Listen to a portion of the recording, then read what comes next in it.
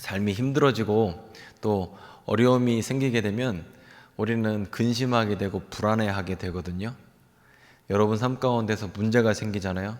하려던 일이 잘 안 되고 길이 막히게 되면 그러면 사람은 불안하게 됩니다. 근심하게 되고 또 답답하게 돼요. 그리고 특별히 몸이 갇혀 있으면 참 어려움이 있죠. 혹시 우리 중에서 2주간 자가격리 해보신 분 있으십니까? 여러분 집에서 2주 동안 꼼짝 못하고 가만히 있다고 생각해 보십시오. 얼마나 힘들어요. 물론 두 가지가 힘들 것 같아요. 하나는 갇혀 있는 것 자체가 힘들고 꼼짝 앉아서 넷플릭스 보면서 밥 먹으니까 살이 포동포동하게 찌니까 살찌는 게 아마 힘들 거라고 생각해요. 그래 이 갇혀 있는 게 얼마나 힘든가요? 이 갇혀 있게 되면요, 사람은 생각이 많아집니다.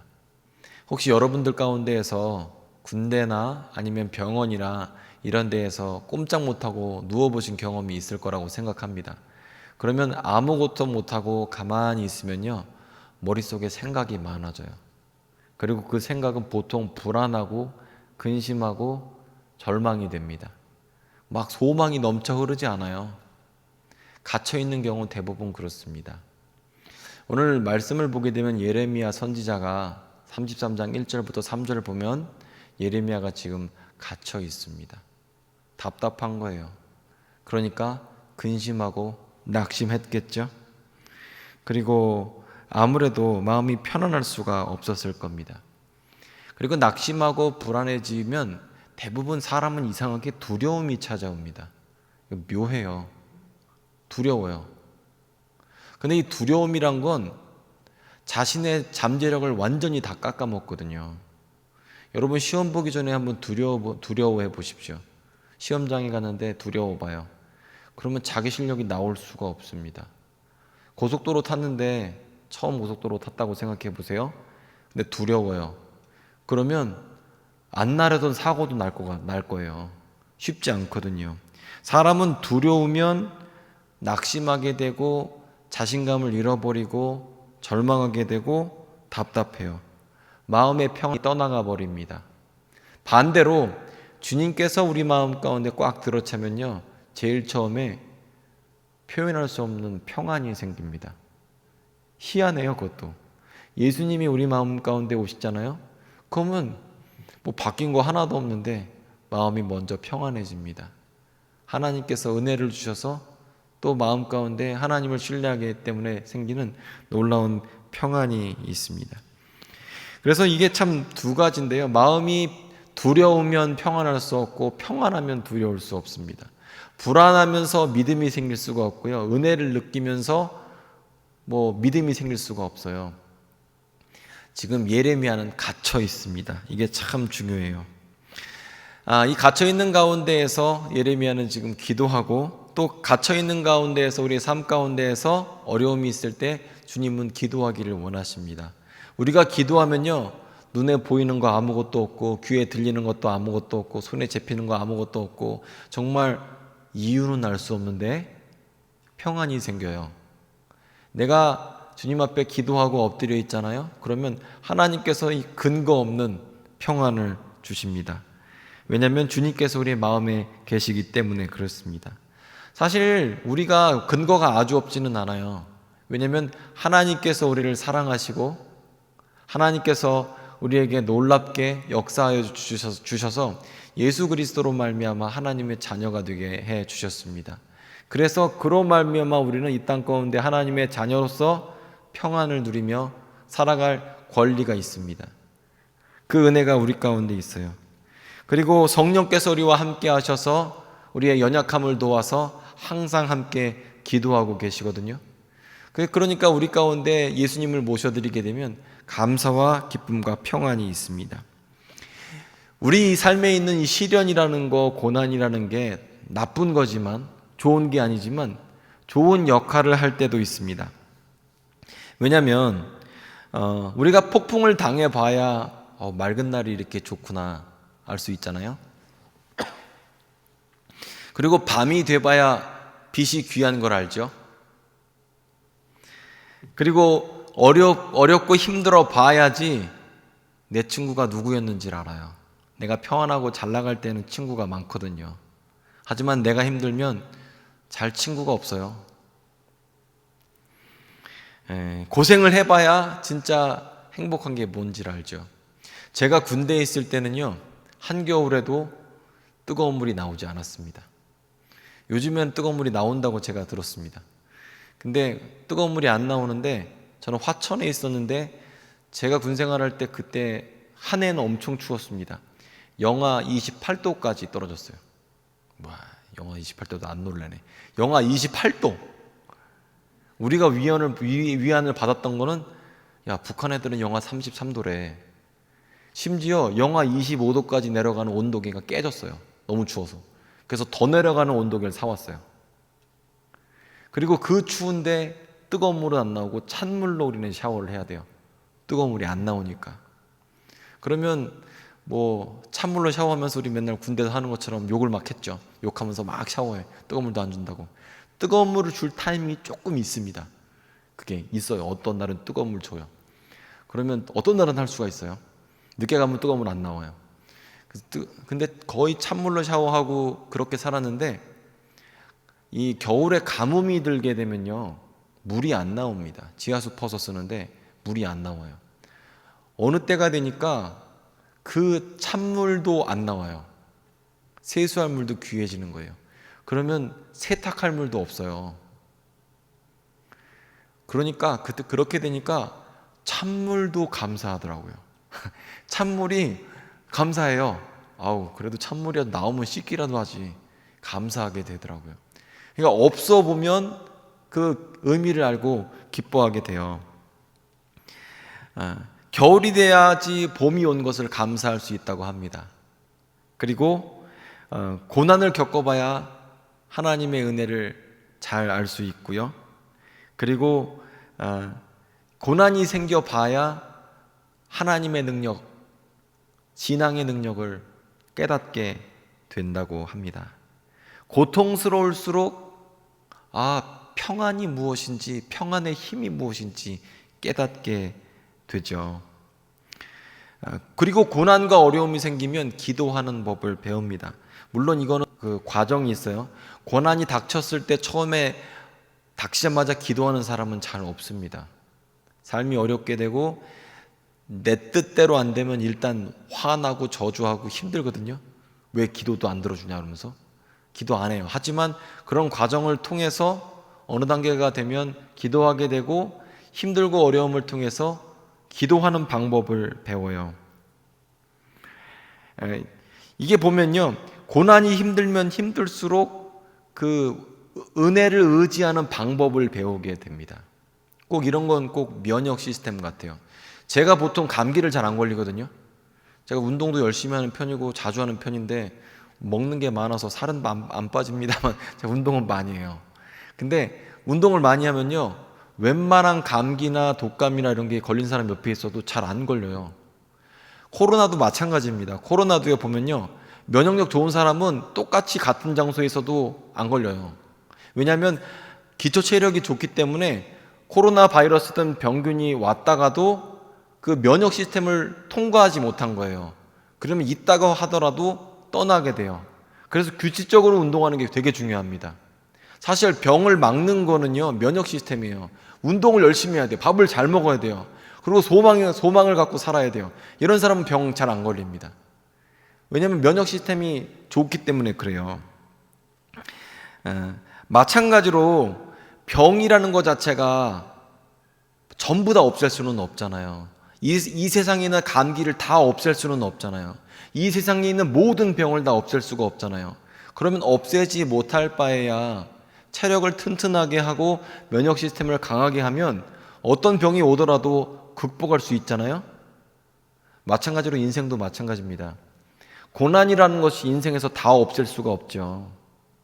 시련이라는 것을 인생에서 다 없앨 수 없어요. 있는 것 우리 인정해야 합니다. 그런데 고난과 시련이 와도 내가 극복할 능력이 있어요. 웬만한 거 오면 나는 막 다 넘어갈 수 있어요. 그러면 와도 걱정이 없죠. 왜냐하면 이겨낼 수 있으니까. 신앙도 마찬가지로 기초 체력이 있고 신앙도 마찬가지로 면역 시스템이 있어요. 그래서 시련이 어차피 있을 바에야 이겨내는 능력이 있는 것이 참 중요합니다. 잘 생각해 보면요, 병이 문제가 아니라 병균이 문제가 아니라 면역 시스템이 더 중요한 것처럼 인생에서도 시련이 문제가 아니라 내 안의 시련을 극복할 수 있는 능력이 있느냐라는 거죠. 방어력이 있느냐, 이게 참 중요합니다. 왜냐하면 억제력이 있으면 누가 쳐들어와도 두려울 게 하나도 없습니다. 재앙이나 시련이나 고난의 문제가 아니라 그것을 극복할 수 있는 능력이 내 안에 있느냐, 참 중요하죠. 더 확대해서 나가면 삶의 폭풍 가운데에서 그 폭풍을 잠잠하게 하시는 예수님의 능력이 우리 안에 있느냐가 참 중요한 겁니다. 내 삶 가운데 재난 때문에 힘든 것이 아니라 이 재앙 가운데에서도 예수님으로 말미암아 극복할 능력이 있느냐, 예수님이 내 안에 계셔서 능력 있게 일하고 계시느냐가 더 중요한 것입니다. 우리 삶 가운데 삶의 풍랑이 안 다가오게 할 수 있습니까? 여러분, 힘들고 싶은 사람 한 사람이나 있어요? 괴롭고 싶은 사람 있습니까? 우리 가운데? 답답하고 싶은 사람 있습니까? 돈 날리고 가난해지고 싶은 사람 한 명이라도 있어요? 그런 사람은 없습니다. 그런데 웬만한 시험이 딱 왔는데 그 문제를 극복할 능력이 있는 거예요. 그러면 와도 걱정이 없죠. 우리 안에 그 삶의 풍랑을 잠잠하게 하는 예수님의 능력이 있느냐, 그것이 진짜 문제죠. 세상 사람들은 난세가 영웅을 만든다고 그럽니다. 그런데 이걸 좀 기독교적으로 바꾼다고 하면 고난이 기도의 용사를 만드는 겁니다. 괴로움이 기도의 신앙의 용사를 만드는 거예요. 병을 당해보면 그 병을 극복하기 위해서 기도하죠. 삶에 문제가 생기면 그걸 극복하기 위해서 기도합니다. 내 삶에 괴로움이 있으면 그걸 이겨내기 위해서 하나님을 의지해요. 그러다 보면 기초 체력이 세져요. 말씀의 능력을 체험했기 때문에, 은혜를 알기 때문에 기초 체력이 그러면 웬만한 거 와서는 이겨내는 겁니다. 이겨내게 돼 있어요. 조금 시험이 오면 더 열심히 기도하면서 뭔가 해보자, 붙어보자, 이런 생각하면 어떻게 질 수 있습니까? 당연히 이기지. 보통 이 사람들은요, 병하고 똑같아서 약해지기 전까지는 기도 안 하죠. 약해지고 나니까 의지할 것이 없다, 하나님을 의지하게 되고, 하나님을 의지하면 기도의 용사가 되고 또 주님의 능력을 체험하게 되죠. 그래서 약할수록 기도하고 의지할 곳이 없을수록 우리는 은혜를 사모하게 되는 것입니다. 베드로전서 5장 5절을 보면 하나님은 교만한 자를 대적하시되 겸손한 자에게 은혜를 주신다, 이렇게 말씀하고 있어요. 겸손한 자가 은혜를 받는데요. 그러면 어떤 사람이 겸손한 사람입니까? 답은 정해졌습니다. 기도하는 사람이 겸손한 사람입니다. 인간이 할 수 있는 최대한의 겸손한 표현은 기도거든요. 기도의 핵심이 뭐냐면, 주님, 나는 못합니다. 주님이 나서 주셔야 됩니다. 그게 기도예요. 내 힘으로 할 수 있는 사람은 절대 기도 안 합니다. 뭘 기도해요? 내 힘으로 하면 되지. 그런데 하나님은 교만한 자를 대적하시되 겸손한 자, 기도하는 자에게 은혜를 베푸신대요. 저는 이 말씀이 너무 좋아요. 그래서 내가 기도하지 않는 분야가 있을까? 기도해야 돼요. 기도하면 은혜를 베푸시거든요. 내 삶 가운데 어려운 일이 생기죠? 그러면 하나님이 우리 보고 너 기도해야 된다라고 말씀하시는 거예요. 내 신앙의 면역력, 기초 체력이 성장하고 있는 그 순간입니다. 시련을 겪으면 우리는 강해집니다. 그래서 산전수전 공준정 겪은 사람들이요, 정말 손에 잡히는 거 아무것도 없고 보이는 거 아무것도 없고 쫄딱 망했다고 생각하는 사람도 여러 가지 일을 겪은 사람은 그 상황에서 일어나요. 어떻게 일어나는지를 알아서 그래요. 그런데 한 번도 겪어보지 못한 사람은 작은 시련에도 확 넘어갑니다. 어떻게 처리하는지 몰라서 그래요. 그 내면의 능력 때문에 그런 겁니다. 신앙도 마찬가지로 내 안에서 유혹을 이길 힘이 생기고 시련에도 버틸 능력이 생기고 어려워도 내가 주님 붙잡고 간다, 이런 어떤 해결 방법을 아는 사람은 면역력이 센 사람이에요. 극복할 줄 압니다. 이겨낼 수 있어요. 그 가운데서도 어떻게 극복하는지 방법을 아는 사람들이에요.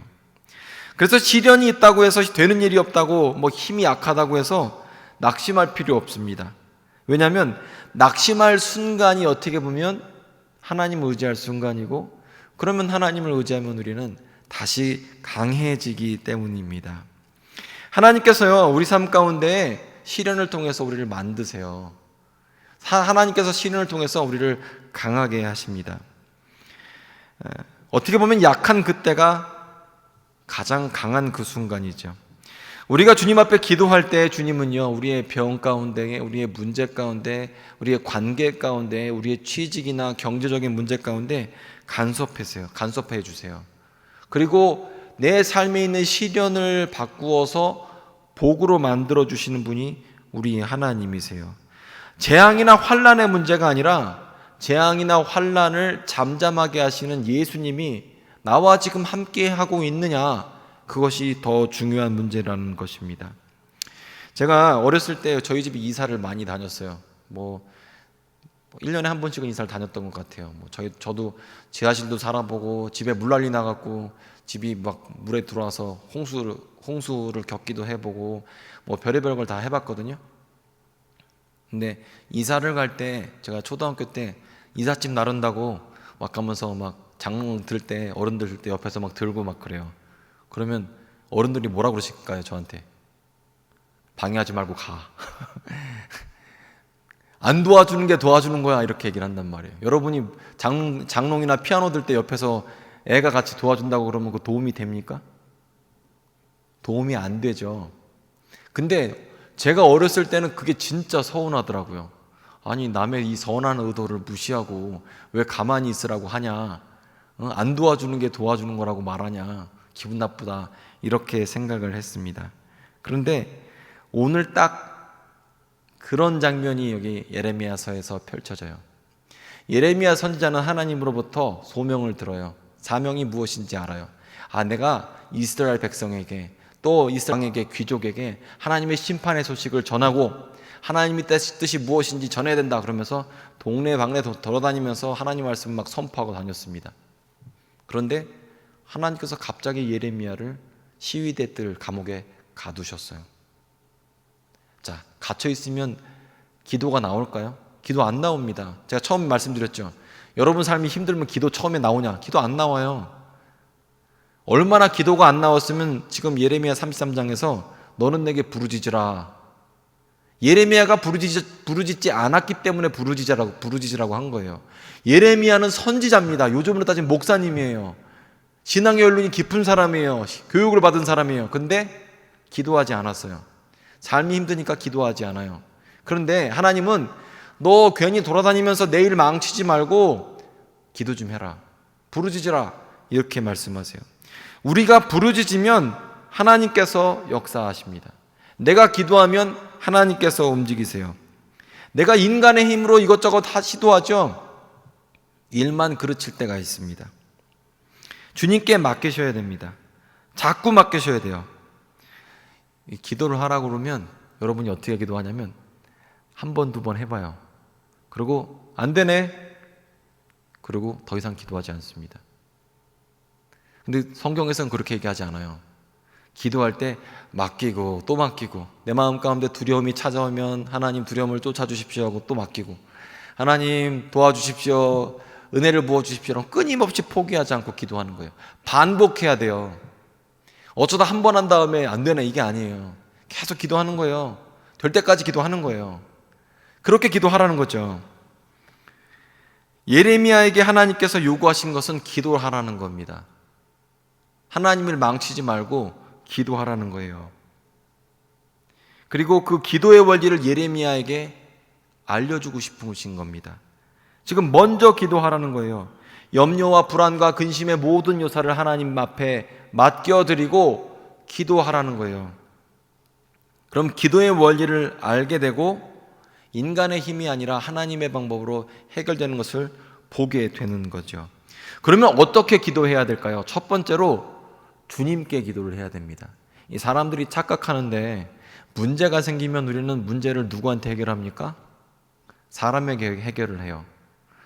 내가 뭐 일이 안 풀리니까 이 전문가가 있을까? 변호사가 있을까? 아니면 여기에 관련된 지인이 있을까? 이것에 뭐 돈 가진 사람이 있을까? 이러면서 너는 내게 부르짖으라 라고 말씀하셨는데 우리는 사람에게 부르짖죠. 내가 아는 사람 다 소환합니다. 아는 사람 다 연락해요. 그런데 장애물에게 부르짖어봐야 의미 없고요. 고통을 주는 사람에게 부르짖어봐야 의미 없습니다. 사람에게 로비하고 사람 쫓아다니는 그 동일한 노력으로 하나님께, 누구에게요? 하나님께 부르짖어야 합니다. 두 번째로 상황이 어려워지면요, 기도가 막힙니다. 기도가 막혀요. 예레미야가 선지자가 기도하지 않았기 때문에 하나님께서 너는 내게 부르짖으라 내가 내게 응답하겠고 내가 모르는 크고 은밀한 것을 내게 보이리라고 말씀하신 거예요. 예레미야도 기도를 못했어요. 뜻대로 안 되니까. 마찬가지로 뜻대로 되지 않을 때에 기도가 막힙니다. 몸이 갇혀있고 일이 막히고 그럴 때일수록 더 기도해야 합니다. 사람들이요, 부르짖어서 기도하지 않는 이유가 뭐라고 생각하십니까? 여러분이 소리질러서 기도하지 않는 이유, 그 중에서 뭐 많은 이유가 있겠지만 가장 큰 이유 중에 하나는 창피해서, 내가 체면이 있으니까 딴 사람들이 내가 소리 지르면 뭐라고 하겠어. 그런데 여러분, 답답한 일이 생겨서 정말 하나님께 부르짖으면 해결해 주신다고 믿으면요, 체면이 어디 있습니까? 기도해야죠. 우리는 어떻게 기도해야 되냐면 빌립보서 4장 6절 말씀에 따라 기도해야 됩니다. 너는 아무것도 염려하지 말고 다만 모든 일에 기도와 간구로 너희 구할 것을 감사함으로 하나님께 아뢰라. 이 중요한 점은 염려하지 말고 모든 것을 기도해야 됩니다. 모든 것을 다 맡기고 기도하라는 거예요. 요즘에 계속 몇 주 동안 주일 낮 예배, 주일 저녁 예배 때 기도할 때 병자를 위해서 기도하고 삶의 문제를 놓고 기도합니다. 몸 아픈 곳에다 손 얹고 기도하세요 이러고 기도하고, 삶의 문제가 있는 분들은 가슴에 손을 얹고 기도하십시오라고 이렇게 기도를 했습니다. 그랬더니 지난주에 들리는 얘기가 그렇게 손을 얹고 기도했더니 병이 좋아졌다, 병이 나았다 이렇게 하시는 분들이 있더라고요. 근데 이것은 하나님께서 우리 삶 가운데 기도하라고 하셨고 모든 것을 주님 앞에 맡겼기 때문에 일어난 일이에요. 하나님은요, 우리에게 기도하라고 하세요. 그런데 우리는 언제 기도하냐면 병에 대한 문제는 의사가 못한다고 그럴 때 기도합니다. 더 이상 인간적으로 방법이 없을 때 기도를 해요. 그런데 성경은요, 그렇게 얘기하지 않아요. 기도하라고 그래요. 예수님께서 이 땅 가운데 하신 사역이 세 가지가 있는데 가르치고 전하고 고치고 해요. 가르치고 하나님 말씀 가르치고, 그 다음에 하나님 나라 전하고, 그 다음에 병자와 귀신 들린 사람을 고쳤어요. 고치는 사역이 가장 중요합니다. 그런데 우리는 하나님 앞에 모든 것을 맡기고 기도하지 않아요. 내가 생각할 때에 하나님의 능력은 요건 해주실 수 있을 것 같아, 그런 것만 놓고 기도를 해요. 근데 하나님은 아무것도 염려하지 말고 모든 것을 감사함으로 기도하라 이렇게 말씀하십니다. 우리가 기도할 수 있는 이유는 하나님의 성품 때문에 기도할 수가 있어요. 우리는 하나님의 자녀입니다. 예수님은 이렇게 얘기하세요. 자녀가 떡을 달라는데 돌을 갖다 줄 부모가 어디 있겠으며, 자녀가 생선을 달라고 하는데 뱀을 줄 사람이 어디 있겠냐. 너희가 하나님의 자녀인데 하나님의 좋으신 성품대로 후히 주시지 않겠느냐 이렇게 말씀하셨습니다. 뿐만 아니라 문을 두드리면 열리게 될 것이고 구하면 찾게 될 것이다 이렇게 말씀하셨어요. 그래서 우리가 주님 앞에 구하면 주님께서는 우리에게 좋은 것으로 채워주십니다. 우리는 하나님의 성품을 의지해서 기도할 수 있는 것입니다. 그리고 무엇이든지 구해야 됩니다. 모든 일에 기도와 간구로 감사함으로 주님 앞에 드리면, 그러면 하나님께서 우리 기도에 응답하십니다. 우리가 보통 어떻게 기도하냐면요, 처음에 문제가 생겨요. 그러면 내 힘으로 열심히 해봅니다. 해결이 안 되죠? 그럼 뭐 어떻게 돼요? 아는 사람 다 불러와요. 그래도 안 되죠? 그럼 어떻게 돼요? 전문가를 불러옵니다. 그리고 이것저것 다 안 되면 그제서야 금식하고 기도하든지 아니면 엎드려요. 병도 똑같습니다. 의사, 이 의사, 저 의사, 한양대학병원, 뭐 삼성병원, 아산병원 다 쫓아다녀 보고 그래도 답이 안 나오면 그때 기도를 시작해요. 그런데 순서가 잘못된 거예요. 모든 것을 감사함으로 먼저 아뢰라, 기도하라고 주님은 말씀하고 계세요. 그렇게 기도할 수 있는 이유는 오늘 말씀처럼 33장 3절에 너는 내게 부르짖으라 내가 내게 응답하겠고 주님이 응답하시기 때문에 우리는 기도하는 겁니다. 크고 비밀한 것을 보여주실 것이기 때문에 우리는 기도하는 겁니다. 이 얘기만 하고 마무리 짓겠습니다. 이 삶의 시련이 오게 되면 우리가 약해지죠. 그런데 우리가 약할 때 강하다라고 하는데 이건 사실 교회를 너무 오래 다녀서 생긴 착각 같아요. 약한 건 강한 게 아닙니다. 병든 건 강한 게 아닙니다.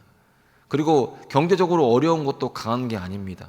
관계에 어려움 있는 것도 강한 것은 아닙니다. 약한 것 자체가 복이 아니고, 그리고 또 병든 것, 가난한 것, 없는 것 자체가 복이 아닙니다. 그럴 때 강한 이유는 약할 때 내가 하나님을 신뢰하고 의지하기 때문에 하나님의 능력이 우리 가운데 나와서 강하다라고 얘기를 하는 거지, 약하기 때문에 강해졌다? 이건 말도 안 되는 소리입니다.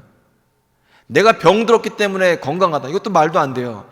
약하기 때문에 주님을 신뢰하고 기도하기 때문에 강해지는 거고, 병들었을 때 주님을 신뢰하기 때문에 주님께서 우리를 강하게 하시는 거고, 내 힘으로 안 되는 일 갖고 주님을 의지했을 때에 인간의 한계 가운데 하나님의 능력이 시작되기 때문에 나의 강함이 아니라 주님의 강하심이 드러나기 때문에 강하다고 얘기하는 거지, 약한 것 자체는 강함이 아니라는 겁니다.